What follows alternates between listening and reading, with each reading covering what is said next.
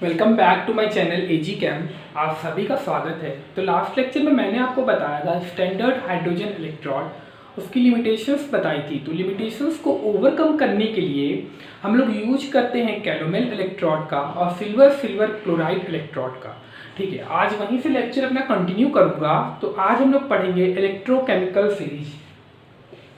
बहुत इंपॉर्टेंट है, इलेक्ट्रोकेमिस्ट्री में बहुत इंपॉर्टेंट है, इसका एप्लीकेशन बहुत इंपॉर्टेंट है, वहाँ से क्वेश्चन पूछा जाता है। ठीक है, तो मैंने बताया था कि हम लोग डिफरेंट मेटल और मेटल आयंस का डिफरेंट इलेक्ट्रॉन पोटेंशियल होता है। तो सबको याद रखना पॉसिबल तो नहीं है। तो इलेक्ट्रोकेमिकल सीरीज में क्या करते हैं कि उनकी स्टैंडर्ड रिडक्शन पोटेंशियल के बेसिस पे उसको अरेंज कर देते हैं। तो वैल्यू आपको मैं याद रखने नहीं बोल रहा हूं, बस ये याद रखना है कि कौन सा किसके आगे और कौन सा किसके पीछे आता है, इतना आप लोगों को पता होना चाहिए। तो डेफिनेशन देख लेते हैं कि the arrangement of various elements in order of increasing या फिर डिक्रीजिंग भी बोल सकते हो आप। जैसे आप एनसीईआरटी की बुक देखोगे तो वहां लिथियम को नीचे लिया है, F2 को ऊपर लिया है। तो किसी के अकॉर्डिंग भी आप अरेंज कर सकते हैं। तो या आप इंक्रीजिंग बोल लो या डिक्रीजिंग बोल लो, values of standard reduction potential. देखो, इलेक्ट्रोकेमिकल सीरीज याद करने का ट्रिक होता है, वो आप लोग खुद बना लीजिएगा या फिर आप कहीं से देख लीजिएगा। लेके 12 सरदार का नाम मांगे अली महान, इस तरीके का एक सीरीज है। सबका अपना अपना होता है, इसलिए मैं नहीं बता रहा हूँ। आपने कुछ अलग फ्रेम किया होगा तो वो आप उसके अकॉर्डिंग याद कीजिएगा। इसको याद रखने से मतलब है, जरूरी नहीं है कि किसी का ही ट्रिक फॉलो किया जाए। ठीक है, याद करने से मतलब है। एक सेकेंड रुकिए।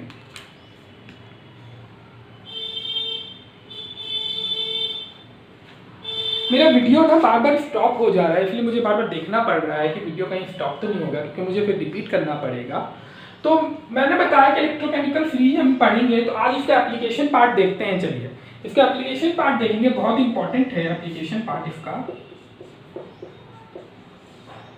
तो पहला एप्लीकेशन इसका होता है कि हम लोग कोई भी रिड्यूसिंग और ऑक्सीडाइजिंग नेचर ऑफ सब्सटेंस का पता कर सकते हैं। देखो, जब एप्लीकेशन पढ़ रहे हैं तो बेसिकली मैं आपको बता रहा हूँ, पहला फंडा बता रहा हूँ जो आपको याद रखना है। देखो, जिसका हायर रिडक्शन पोटेंशियल होता है ना, जिसका हायर रिडक्शन पोटेंशियल होगा उसकी टेंडेंसी होगी रिडक्शन की, उसकी टेंडेंसी होगी रिडक्शन की, और जिसका लोअर रिडक्शन पोटेंशियल होगा उसकी टेंडेंसी होगी ऑक्सीडेशन की। तो मतलब इसका रिडक्शन होगा, मतलब ऑक्सीडाइजिंग होगा, ऑक्सीडाइजिंग एजेंट होगा। देखो, मैंने आपको बताया था पहले लेक्चर में, जो ऑक्सीडाइजिंग एजेंट होता है वो दूसरों को ऑक्सीडाइज करता है, खुद को रिड्यूस करता है। तो यहाँ पे देखो, हायर रिडक्शन पोटेंशियल का रिडक्शन होगा, इसका मतलब वो ऑक्सीडाइजिंग एजेंट की तरह काम करेगा, ऑक्सीडाइजिंग एजेंट की तरह काम करेगा। तो पहला इसका एप्लीकेशन यही है कि हम लोग रिलेटिव, मेरे साथ लिखिएगा, एप्लीकेशन देखिए मेरे साथ देखो। मेरे साथ जब भी वीडियो देखो तो एक कॉपी पेन लेके बैठा करो और साथ में नोट करते चले जाना। ठीक है, relative stability of relative oxidising and reducing nature of substance.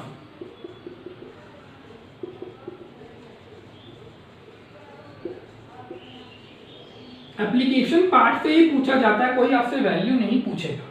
और relative oxidising and reducing nature of substance की, अगर मान लो दो एलिमेंट्स हमें दिए हुए हैं और हमसे पूछा जाएगा कि कौन सा बेस्ट ऑक्सीडाइजिंग एजेंट है, तो हमें बताना होगा। सपोज करो अगर हमसे पूछ लिया जाए F2 और लिथियम में पूछ लिया जाए कि कौन सा हमारा बेस्ट ऑक्सीडाइजिंग एजेंट है, तो आप देखिए F2 का जो हमारा रिडक्शन पोटेंशियल है वो प्लस में है, प्लस 2.87, मतलब ज्यादा है।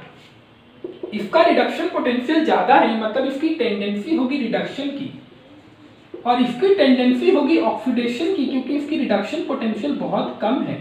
अच्छा, हम लोग इसको रिडक्शन पोटेंशियल के फॉर्म में लिखेंगे, क्योंकि यूपेक के अकॉर्डिंग, मैंने आपको कल बताया था जब मैं आप लोगों को पढ़ा रहा था इलेक्ट्रॉन पोटेंशियल, तो मैंने आपको बताया था कि जब भी हम लिखते हैं ना इलेक्ट्रॉन पोटेंशियल, वो हम लोग रिडक्शन के फॉर्म में लिखते हैं। यूपेक का कन्वेंशन यही है, तो उसको रिडक्शन पोटेंशियल के फॉर्म में लिखा जाता है। तो इसकी रिडक्शन पोटेंशियल ज्यादा है, इसका मतलब इसकी टेंडेंसी होगी रिडक्शन की, और अगर अपने खुद रिड्यूस होगा तो दूसरे को ऑक्सीडाइज करेगा, मतलब ये बेस्ट ऑक्सीडाइजिंग एजेंट होता है। और लिथियम हमारा ऑक्सीडेशन की टेंडेंसी रखता है, इसका मतलब ये बेस्ट रिड्यूसिंग एजेंट होता है। लिथियम हमारा बेस्ट रिड्यूसिंग एजेंट है। तो दो एलिमेंट्स के बीच में कंपैरिजन करने आएगा तो आप लोग कर लीजिएगा इस बेसिस पे। फंडा यही है, ये फंडा आपको हर एप्लीकेशन में काम आएगा कि जिसकी रिडक्शन पोटेंशियल ज़्यादा होती है वो रिडक्शन की टेंडेंसी रखता है। फिर उसके अकॉर्डिंग आप खुद फ्रेम कर लीजिएगा कि किस तरीके से हमें करना है। सेकेंड एप्लीकेशन इसका हम लोग देखते हैं कि ई नॉट सेल कैलकुलेट करने के काम आता है। स्टैंडर्ड रिडक्शन पोटेंशियल अगर हमें गिवन है तो हम ई नॉट सेल कैलकुलेट कर सकते हैं। तो ई नॉट सेल कैलकुलेशन में काम आता है, ठीक है। सेकंड पॉइंट लिखिएगा, ई नॉट सेल कैलकुलेशन में काम आता है।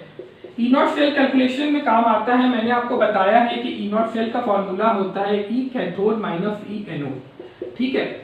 अगर मान लो दो एलिमेंट्स दिए हुए हैं, इनमें दो एलिमेंट्स अगर दिया हुआ है और पूछ लिए ई नॉट सेल की वैल्यू क्या होगी, अगर बताया नहीं गया है कैथोड कौन सा है एनोड कौन सा है, आप लोग पता कर लीजिएगा जिसकी रिडक्शन पोटेंशियल ज्यादा होगी वो कैथोड होगा।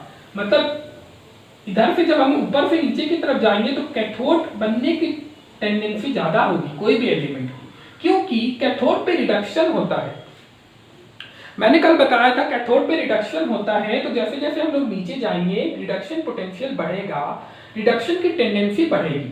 तो कैथोड बनना चाहेगा, अगर दो एलिमेंट दिए हुए हैं, सपोज करो जिंक और कॉपर दिया हुआ है, तो इसमें कैथोड कौन सा होगा एनोड कौन सा होगा, चलो बताओ। देखो कॉपर हमारा नीचे की तरफ है, कॉपर का रिडक्शन पोटेंशियल होता है करीब कॉपर का 0.34 वोल्ट होता है और जिंक का हमारा होता है -7.6 वोल्ट होता है करीब। वैल्यू आप देख लीजिएगा, वैल्यू याद करना जरूरी नहीं है। तो कॉपर का रिडक्शन पोटेंशियल ज्यादा है, इसका मतलब ये कैथोड की तरह काम करेगा और जिंक हमारा एनोड की तरह काम करेगा। तो हम लोग पता कर सकते हैं कि कौन सा कैथोड की तरह काम करेगा, कौन सा एनोड की तरह काम करेगा। चार एलिमेंट्स अगर दिए रहते हैं, पूछ लिया जाता है, चार एलिमेंट्स दिए रहते हैं, पूछा जाए कौन सा बेस्ट कैथोड की तरह काम करेगा, तो जिसका रिडक्शन पोटेंशियल ज्यादा होगा वो कैथोड की तरह काम करेगा। थर्ड एप्लीकेशन हम लोग देखते हैं फिजिबिलिटी ऑफ रिएक्शन, कि कौन सा रिएक्शन हमारा फिजिबल है कि नहीं। Feasibility of reaction third point में लिखिएगा, फिजिबिलिटी ऑफ रिएक्शन, कौन सा रिएक्शन हमारा फिजिबल है कि नहीं। सपोज करो मैं लिख देता हूं Zn2+ और आपसे पूछता हूं, ध्यान देना, मैं आपसे पूछता हूं कि ये रिएक्शन हमारा होगा कि नहीं, चलो बताओ ये रिएक्शन होगा कि नहीं, फिजिबल होगा कि नहीं, थोड़ा सोचो और बताओ मुझे। तो तुम देखो यहाँ पे Zn का रिडक्शन हो रहा है, कॉपर का ऑक्सीडेशन हो रहा है।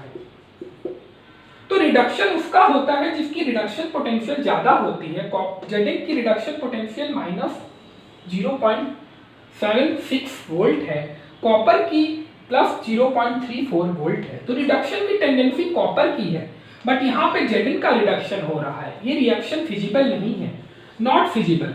तो कोई रिएक्शन अगर होगा कि नहीं हम इलेक्ट्रोकेमिकल सीरीज के अकॉर्डिंग बता सकते हैं, क्योंकि कोई भी एलिमेंट अगर रिडक्शन पोटेंशियल ज्यादा है तो वो रिडक्शन की टेंडेंसी रखता है, रिडक्शन पोटेंशियल कम मतलब ऑक्सीडेशन की टेंडेंसी, मतलब ये रिएक्शन फिजिबल नहीं है। तो थर्ड पॉइंट होता है फिजिबिलिटी ऑफ रिएक्शन हम लोग बता सकते हैं। फोर्थ पॉइंट में हम लोग देखते हैं कि कोई भी मेटल को जब तुम एसिड के साथ रिएक्ट कराते हो तो हाइड्रोजन गैस का लिबरेशन होता है, हाइड्रोजन गैस वहाँ पे निकलता है। अगर तुम करो सपोज करो मेटल को तुम कोई एसिड के साथ रिएक्ट कराते हो तो वहाँ पे हाइड्रोजन गैस हमारा बाहर निकलता है। ये रिएक्शन 10th में पढ़ के आए होंगे, मेटल के साथ जब भी एसिड का रिएक्शन होता है हाइड्रोजन गैस निकलती है। तो सपोज करो तुम्हारा ये इक्वेशन बनती है, अगर हमारा मेटल एसिड के साथ रिएक्ट कर रहा है तो एक इक्वेशन बनेगी इस तरीके की,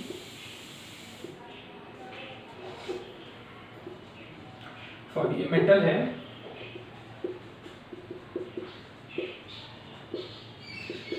तो देखो ये इक्वेशन बनती है।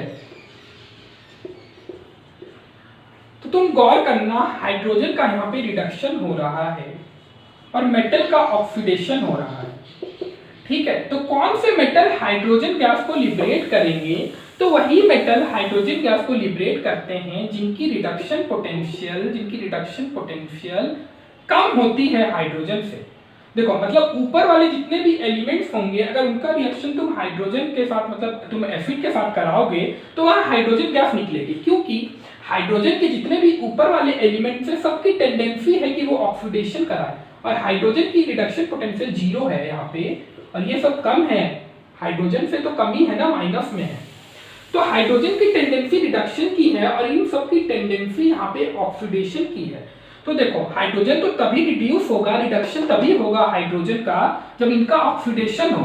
सपोज करो तुम यहाँ पे अगर कॉपर टाइप का कुछ एलिमेंट ले लेते हो, कॉपर ले लेते हो, तो कॉपर की रिडक्शन की टेंडेंसी यहाँ बढ़ जाएगी क्योंकि हाइड्रोजन से ज्यादा रिडक्शन पोटेंशियल कॉपर का है, तो वहां पे हाइड्रोजन गैस नहीं निकलेगी हमारी।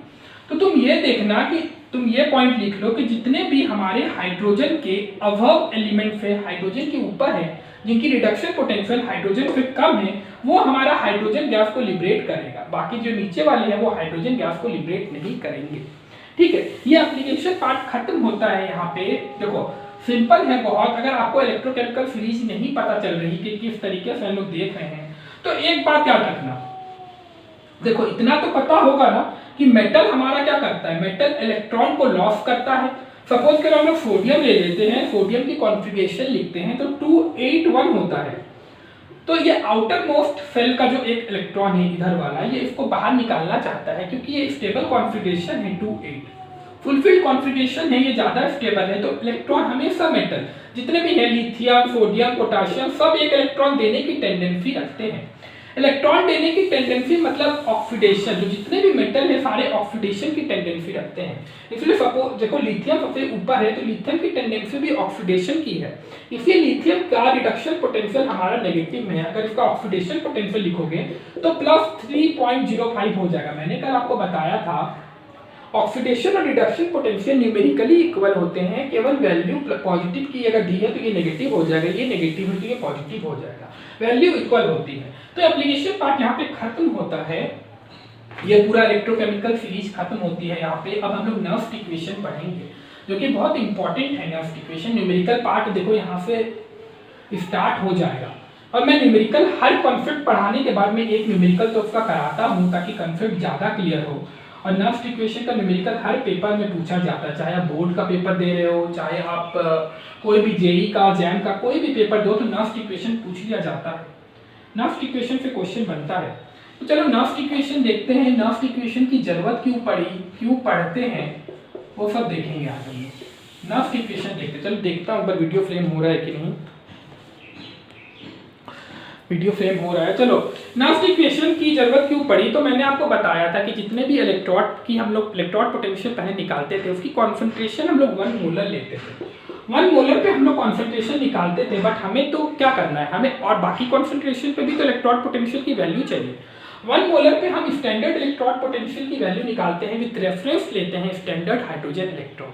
बट हमें और भी कंसंट्रेशन पे इलेक्ट्रोड पोटेंशियल की वैल्यू चाहिए, तो नर्व्स इक्वेशन वहाँ पे रोल प्ले करता है। नर्व्स इक्वेशन हमें क्वांटिटेटिव रिलेशनशिप देता है, क्वांटिटेटिव रिलेशनशिप देता है किसके बीच में, तो इलेक्ट्रोड पोटेंशियल और मेटल आयंस की कॉन्सेंट्रेशन के बीच में। तो शॉर्ट नोट्स बनाते चलिएगा, लिखते चलिएगा। देखो कल किसी स्टूडेंट ने कमेंट करके कहा था कि मुझे नोट्स भी प्रोवाइड कर दो भैया, बहुत अच्छा रहेगा। तो देखो भैया नोट्स मैं नहीं बनाता हूँ, मैं खुद बुक्स पढ़ता हूँ, आप लोगों को पढ़ाता हूँ, क्योंकि मेरे अभी कॉलेज का काम है तो मैं नोट्स नहीं बना सकता हूँ, उतना टाइम नहीं बचता मेरे पास। Quantitative relationship between electrode potential और मेरा 11th-12th का नोट्स अगर रहता तो मैं आप लोग को पीडीएफ फॉर्मेट में जरूर प्रोवाइड करता, बट मैंने अपने नोट्स किसी को दे दिए हैं, मेरे पास नोट्स नहीं है। And concentration of metal ions, ठीक है। नर्व्स इक्वेशन से हमें ये पता चलता है। चलो इक्वेशन को देखेंगे। इक्वेशन डिराइव करने नहीं पूछा जाता, इक्वेशन आपको याद रखनी है कि इस तरीके से होता है। तो इक्वेशन चलो को जनरल रिएक्शन लिखते हैं।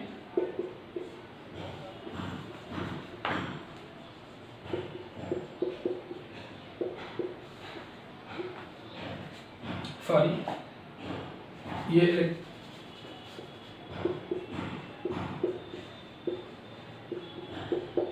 ठीक है, इस तरीके से इक्वेशन लिखेंगे हम लोग। ये इक्वेशन हमारी दी हुई है, जनरल रिएक्शन है। चलो इसकी नर्व्स इक्वेशन लिखते हैं। तो नर्व्स इक्वेशन लिखेंगे तो हम लोग हमेशा रिडक्शन के फॉर्म में लिखते हैं। तो यहाँ पे Mn प्लस Mn में कन्वर्ट होगा। ऑक्सीडेशन स्टेट देखो कम हो रहा है, रिडक्शन पोटेंशियल के फॉर्म में लिखेंगे। यहाँ पे स्टैंडर्ड रिडक्शन पोटेंशियल लिखते हैं, T0 सेल लिखते हैं। एक सेकेंड, वीडियो शायद रुक गया है,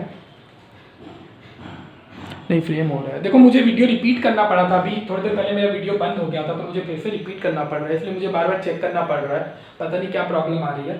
तो 0.05, तो अगर यहाँ पे अगर देखो, यहाँ तो माइनस भी लिख सकते हो, पॉजिटिव भी लिख सकते हो, मैं बता रहा हूँ किस तरीके से लिखते हैं। हम लोग अभी पॉजिटिव लेके चल रहे हैं। RT/NF ln oxidise form by reduce form, ठीक है, ये देख रहे हो। अगर यहाँ पे तुम सपोज करो, अगर यहाँ पे तुम माइनस लिखते हो तो कुछ नहीं करना, m को ऊपर लिख देना, ठीक है। Reduce form by oxidise form हो जाता है। चलो ln को log में जब कन्वर्ट करते हैं तो 2.303 का इनटू होता है। जब तुम mn को log में कन्वर्ट करोगे तो mn को जब तुम ln को जब log में कन्वर्ट करते हो तो वहां पे 2.303 का इनटू होता है। तो सिंप्लीफाई कर लेते हैं, क्योंकि पेपर में इतना कैलकुलेशन करना पॉसिबल नहीं होता। देखो एंट्रेंस का पेपर दे रहे हो, टाइम मैनेजमेंट करना बहुत जरूरी होता है। तो चलो हम लोग देखते हैं, अगर हम लोग अगर लॉग में कन्वर्ट करते हैं तो 2.303 को इनटू करते हैं। R की वैल्यू होती है 8.314 जूल केल्विन पर मोल, टेम्परेचर होता है 298 केल्विन, और N होते हैं हमारा नंबर ऑफ इलेक्ट्रॉन इन्वॉल्व, कितना इलेक्ट्रॉन गेन किया है, ठीक है। और फैराडे कांस्टेंट होता है F, हमारा फैराडे कांस्टेंट 96500 वैल्यू होती है। Ln को लॉग में कन्वर्ट कर दिए हैं, तुम लिखो यहाँ पे, देखो यहाँ तुम अगर पॉजिटिव लिखोगे तो ऊपर वाला oxidise form by reduce form लिखोगे। तुम्हारा जो मन है तुम वो लेके चलना, कोई प्रॉब्लम नहीं है, सब करेक्ट है। जब तुम इसको सिंप्लीफाई कर लोगे तो एक वैल्यू आती है, देखो मैं पूरा लिख रहा हूँ इक्वेशन, फाइनल इक्वेशन लिख रहा हूँ।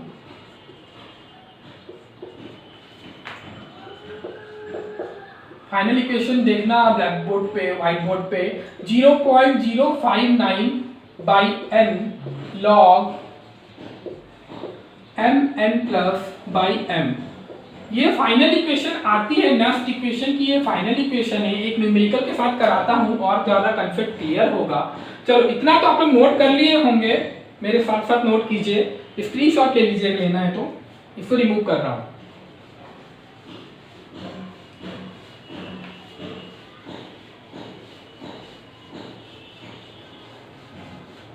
एक क्वेश्चन के साथ, न्यूमेरिकल के साथ आज का लेक्चर यहीं पे खत्म करूंगा मैं। इलेक्ट्रोकेमिस्ट्री में आपको पूरी कवर कराऊंगा, कोई भी टॉपिक उसमें छूटेगा नहीं, आप लोगों का पूरा कवर होगा। चलिए क्वेश्चन लिखते हैं। अच्छा, नेक्स्ट इक्वेशन की एक कंडीशन होती है, 3 कंडीशन रहती है, चलो बता देता हूँ। कंडीशन मतलब क्या, अगर मान लो तुम्हारा सॉलिड में कॉन्सेंट्रेशन है, अगर कोई मान लो सॉलिड में है तो उसकी कॉन्सेंट्रेशन वहां पे यूनिटी ले लेते हैं। सॉलिड की कॉन्सेंट्रेशन हमेशा यूनिटी लेते हैं, ठीक है, ये सब बातें याद रखना। अगर तुम्हारा गैस में अगर दिया हुआ है, अगर तुम्हारी गैसियस सब्सटेंस इन्वॉल्व है वहां पे, तो हम लोग पार्शियल प्रेशर के टर्म में लिखते हैं, पार्शियल प्रेशर के टर्म में लिखेंगे, कॉन्सेंट्रेशन को पार्शियल प्रेशर के टर्म में एक्सप्रेस करते हैं। और अगर एक्वस दिया हुआ है, अगर फेज तुम्हारा एक्वस है, तो वह कॉन्सेंट्रेशन मोल पर लीटर में होता है, कॉन्सेंट्रेशन तुम्हारा मोल पर लीटर में होता है। ये 3 बातें याद रखनी है अगर नेक्स्ट इक्वेशन आप लिख रहे हो तो चलो न्यूमेरिकल लिखने से पहले ये 3 बातें हमने देख लिए हैं, आगे न्यूमेरिकल की तरफ बढ़ते हैं। तो न्यूमेरिकल लिखते हैं, तुमसे पूछा है नेक्स्ट इक्वेशन लिखने, तुम्हें बोला है एक सेल रिप्रेजेंटेशन दिया हुआ है,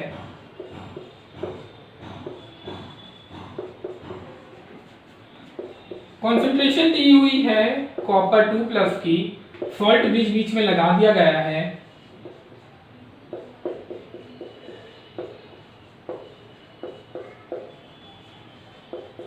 देखो ये इक्वेशन दी हुई है, स्टैंडर्ड रिडक्शन पोटेंशियल की वैल्यू दी हुई है, ये हमेशा क्वेश्चन में गिवन होगी, इसलिए मैं बोल रहा था वैल्यू याद करने की जरूरत नहीं है हमें, ये हमें गिवन रहती है, ये वैल्यू गिवन है, ठीक है। चलो न्यूमेरिकल सॉल्व करते हैं। तुमसे क्या पूछा है, नेक्स्ट इक्वेशन तुम्हें लिखने बोला है और तुम्हें ई सेल की वैल्यू पूछी है। नेक्स्ट इक्वेशन लिखो और ई सेल कैलकुलेट करो। तो चलो देखते हैं कि इस तरीके से ई सेल कैलकुलेट करते हैं। तो मैंने जब आपको सेल रिप्रेजेंटेशन पढ़ाया था तो मैंने आपको बताया था कि लेफ्ट में हमारा क्या होता है, चलो बताओ लेफ्ट में क्या होता है। लोअर ट्रिक मैंने आपको बताई थी, लेफ्ट में ऑक्सीडेशन होगा, एनोड होगा, नेगेटिव होगा। लेफ्ट वाला हमारा एनोड होगा। देखो सबसे पहले तुम ये लिख लेना क्वेश्चन में, कंफ्यूज मत होना। ये हमारा कैथोड हो जाएगा राइट में, ठीक है। तो तुमसे ई नॉट सेल की वैल्यू दी हुई है, तो ई नॉट सेल तुम निकाल लो। ई नॉट सेल कैसे निकालोगे, E naught cathode minus C anode करोगे। ई नॉट कैथोड कितना दिया हुआ, देखो कैथोड है हमारा सिल्वर, तो ई नॉट कैथोड दिया हुआ है 0.8 और ई एनोड की वैल्यू दी हुई है 0.34। कॉपर यहाँ पे एनोड की तरह काम कर रहा है, तो 0.34। जब तुम इसको घटाओगे इससे तो कितना हो जाएगा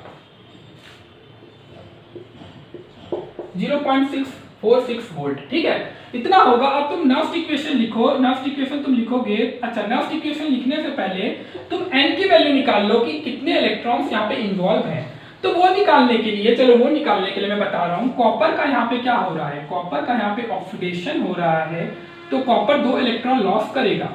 एक्वस मीडियम में है ये तुम्हारा सॉलिड फेज में है, ठीक है। वैसे सिल्वर का यहाँ पे रिडक्शन हो रहा है, तो रिडक्शन मतलब गेन ऑफ इलेक्ट्रॉन, तो इसको इलेक्ट्रॉन का गेन करवा दो, तो ये हमारा बनेगा। देखो इक्वेशन बैलेंस करनी पड़ेगी। इक्वेशन यहाँ पे इलेक्ट्रॉन से इलेक्ट्रॉन को कैंसिल करवाना है, इसीलिए यहाँ पे 2 से इंटू कर दो। जब तुम इसको 2 से इंटू करोगे तो तीनों में 2 से इंटू होगा, इधर भी इंटू होगा, इधर भी इंटू होगा, ठीक है। अब तुम इक्वेशन को ऐड करो। इक्वेशन को जब तुम ऐड करोगे तो इलेक्ट्रॉन से इलेक्ट्रॉन कैंसिल हो जाएगा। कॉपर बचेगा, कॉपर 2 Ag प्लस बचेगा हमारा एक्वस मीडियम में, कॉपर प्लस 2 बचेगा एक्वस मीडियम में, और हमारा 2 Ag होगा सॉलिड में। चलो अब इसकी नर्स्ट इक्वेशन लिखते हैं। इसकी नर्स्ट इक्वेशन लिखते हैं तो इधर आप लोग को दिख रहा होगा, तो चलो मैं इधर ही लिख देता हूँ। इसकी नर्स्ट इक्वेशन लिखो। तो नर्स्ट इक्वेशन जब तुम लिखोगे तो E cell equals to E naught cell लिखोगे। ई नॉट सेल की वैल्यू तुम निकाल चुके हो वहां पे 0.46 वोल्ट, माइनस अगर यहाँ लिखोगे तो तुम्हें इधर का पहले लिखना पड़ेगा रिड्यूस फॉर्म, पर तुम यहाँ पे प्लस लिख रहे हो तो तुम्हें ऑक्सीडाइज फॉर्म पहले लिखना पड़ेगा 0.059 भाई n कितना है, n यहाँ पे 2 है, मैंने अभी बताया हूँ नंबर ऑफ इलेक्ट्रॉन्स 2 है। लॉग ले लो, लॉग जब लोगे तो ऑक्सीडाइज फॉर्म हमारा लिखोगे कॉपर का, इधर में लिखोगे Ag+2, और देखो ये स्टोमेट्रिक कोफिशिएंट है, तो जैसे इक्विलिब्रियम में स्टोमेट्रिक कोफिशिएंट पावर पे चला जाता था, ठीक उसी तरीके से यहाँ पर भी पावर में चला जाएगा, Ag+ के पावर में चला जाएगा वो। अभी मैंने आपको एक बात बताई थी, जब नर्स्ट इक्वेशन लिखेंगे तो सॉलिड की कॉन्सेंट्रेशन को यूनिटी ले लेते हैं। तो देखो कॉपर यहाँ पे सॉलिड में है और ये Ag हमारा सॉलिड में है, तो इसकी कॉन्सेंट्रेशन को यूनिटी ले लो। जब यूनिटी लोगे तो इंटू 1 करोगे तो कोई फर्क नहीं पड़ेगा, तो इसको हम लोग हटा देते हैं इक्वेशन से। चलो हमारी अब न्यूमेरिकल वैल्यू पुट करते हैं। तो न्यूमेरिकल वैल्यू पुट करेंगे तो कितना होगा, ई नॉट से 0.46 वोल्ट, ई नॉट सेल की जगह 0.46 वोल्ट पुट कर सकते हो। कॉन्सेंट्रेशन पुट कर दो, कॉन्सेंट्रेशन पुट करो। ऊपर देखो कितनी कॉन्सेंट्रेशन दी हुई है, Ag+ की कॉन्सेंट्रेशन कितनी दी हुई है 1 × 10⁻⁴ मोलर। ये कॉन्सेंट्रेशन Ag+ की दी है, पावर में 2 लगा दो, और कॉपर की कॉन्सेंट्रेशन दी हुई है 0.130 मोलर। ये आप लोग सॉल्व कर लीजिएगा, ये फाइनल इक्वेशन है नर्स्ट इक्वेशन की, आप लोग सॉल्व करके आंसर निकाल लीजिएगा। आज का लेक्चर मैं यहीं पे खत्म करना चाहूंगा। तो मुझे जहां तक लगता है कि आप लोगों को समझ में आ गया होगा, प्रैक्टिस कीजिएगा। फिजिकल केमिस्ट्री में सबसे बड़ा होता है न्यूमेरिकल का रोल। न्यूमेरिकल अगर आप प्रैक्टिस नहीं कीजिएगा तो कुछ भी नहीं समझ में आएगा। जैसे मैथमेटिक्स प्रैक्टिस करते हैं वैसे ही न्यूमेरिकल प्रैक्टिस करना है आप लोगों को। अच्छा एक बात मैं और बता रहा हूँ कि मेरा एक FB पेज है AG-Chem के नाम से, एक टेलीग्राम चैनल है वो भी AG-Chem के नाम से ही है, तो उसका लिंक मैं आज डिस्क्रिप्शन बॉक्स में दे दूंगा। किसी को भी अगर फॉलो करना है तो आप कर सकते हैं। वहाँ पे आप मुझे पढ़ाई के अलावा अगर कोई गाइडेंस अगर आप लोगों को चाहिएगा तो FB पेज पे आप मुझे मैसेज कीजिएगा मैसेंजर पे, मैं वहाँ पे आपको रिप्लाई करूँगा। जितना पॉसिबल हो सकता है मैं आप लोग की हेल्प करूँगा, गाइडेंस दूंगा। देखो और अभी देखो लॉकडाउन का टाइम है, तो मैं बोलूँगा यही कि आप लोग मैक्सिमम टाइम पढ़ाई को दीजिए। जेई मेंस जो देंगे 2020 का जो देंगे या फिर 2021 का जो देंगे जेई मेंस, तो अभी से आप लोग तैयारी स्टार्ट कर दीजिए, बाद में इतना टाइम नहीं मिलता है।